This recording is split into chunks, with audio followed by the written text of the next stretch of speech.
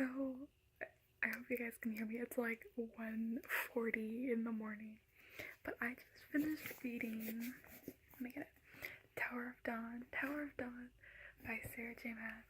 And 5 out of 5 stars. This book was amazing. I loved it. It's not like action-packed as like all the other Throne of Glass books are, but it's just perfect.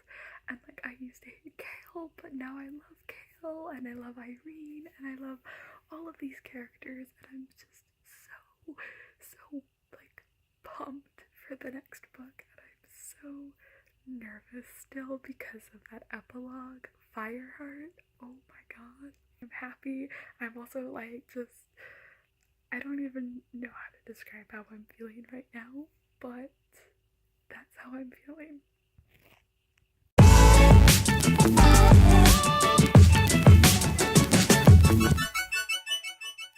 Hey guys, it's me Jessica, and today I'm doing a review for Tower of Dawn by Sarah J. Maas. Oh my gosh, this book, 5 out of 5 stars. I love this book so much. Like, not as much as I love the rest of the series, but this book was great and I loved it a lot. I know a lot of people are like complaining about it, but I kind of love slow political dramas, and this book is semi a slow political drama, and I love it so much. Now, I'm gonna say this now, if you hate Kale like I do, and if you don't care for Nestrin like I did in the beginning of this book, I now love Kale and I now love Nestrin. So I would definitely recommend reading this book. There's so much more depth now to Kale than just him hating I almost said Selena, hating Aelin in Queen of Shadows. There's so much more depth to him, and Irene just really brings out so much. I'm just getting way too into this. I'm gonna get to the synopsis now. I just finished this book last night, so like, I'm like totally hyped up. So the synopsis of this book is that Kale and Nestrin go to the southern continent, it's just called the Southern Continent. But they go to the Southern Continent because there is the Tor, I said Torre in my head, Torre, which is a tower full of healers, because that's what the Southern Continent is kind of known for, and these healers are magical healers, so they can obviously heal Kale's broken spine, which is great. and they're also there to try and convince the king, which it's not a king, his name is the Kagan.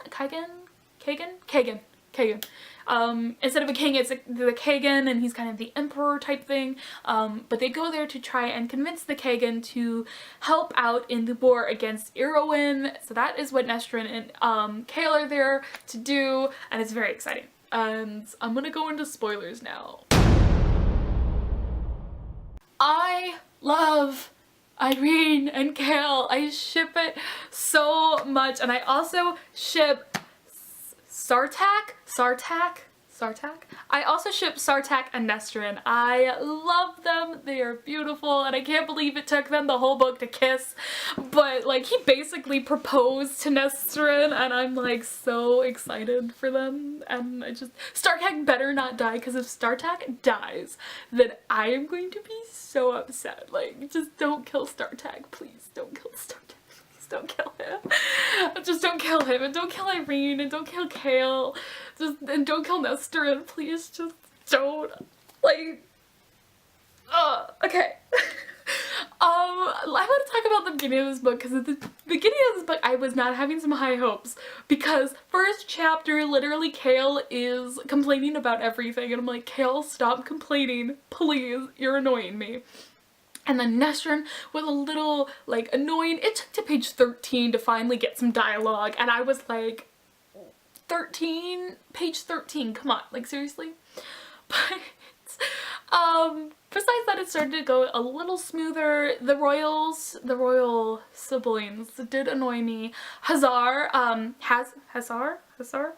the princess, she was like a little annoying, because like I was like, oh, I love her, when she was ever with Irene and she was nice to Irene. I was like, oh, I like her, she's cool. And then like she'd be rude to Kale, I'm like, stop being rude, I hate you. Like, I just did flip between those two. But I think the eldest, I don't even know how to pronounce his name. He's a dick. I don't like him. Sartak, you guys know I love him. Cashin, I think he's sweet and I think he needs someone, but not Irene. Like, please don't get into my ship, please, thank you. Well, he's not going to, but anyway. I think the book really picks up when Irene and Kale start interacting and they show up. I feel like that's when the book really starts picking up, because it's more about Irene and her trying to come to terms with healing a soldier from Ardalan, and that soldier is Kale. And also Kale is going through some emotional stuff because he just despises himself because of him. His soldiers that he trained with died, and he just has a lot of regret and a lot of like anger and sadness in him. And it was so great to see that develop with Irene, because Irene was kind of the one that brought that out of him. And I really enjoy that, and I really love that, and I really love both of them together. I think they really bring out the great qualities out of each other. They bicker and that's fantastic, but they bring out such fantastic qualities, and I am excited to see Aelin, because like I feel like I have a vision in my head of Irene healing Aelin when they get Aelin back from Maeve. I'll get to that, trust me. But I have this kind of scene in my head where Irene is healing Aelin and they get to talk, and it's very heartwarming, and I'm just excited for Kale and Aelin to see each other again, and her and him kind of being like, thank you, and she's gonna be like, thank you for what? And he's just gonna show Irene, and Irene's gonna be like, oh, I know you. Like, I'm excited for that. I'm excited. There's so many things I'm excited for. I'm excited for Falcon and Lysandra to see each other, because finally Lysandra has family, and I'm excited for that.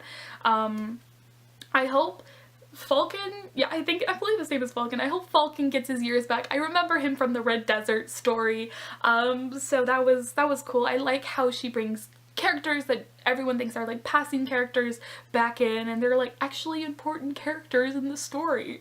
So I like that a lot. Alright, let's talk about Maeve. Maeve being a Vogue queen. Oh my god, like I can't even, like, she's a Vogue queen and she has Aelin. That epilogue too killed me. Like, I am dead. Like, do you see? I am pale as a ghost. I am dead.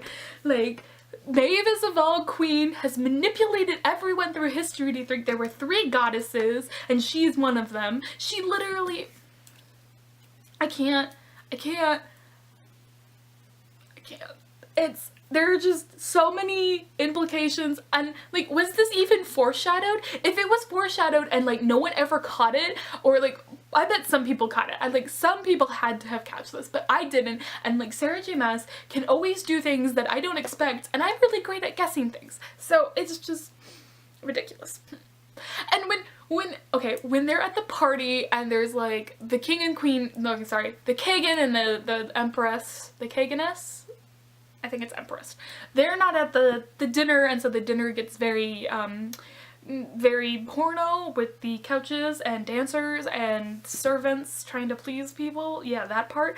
And Kale's just like, Skulls Bay. And I'm like, no, don't say that. She's literally at Skulls Bay. Stop. Don't say that. And Kale's like, that's the last place she'd go. I'm like, it's literally the first place she goes when she can't be in Terracin. Like, can we stop this, please? And I was so mad. And I was like, why? Don't say freaking Skulls Bay. Don't say Skulls Bay. And he does. So I want to talk about the kind of Rook clan thing that Sartak is a part of, like that he's one of the captains.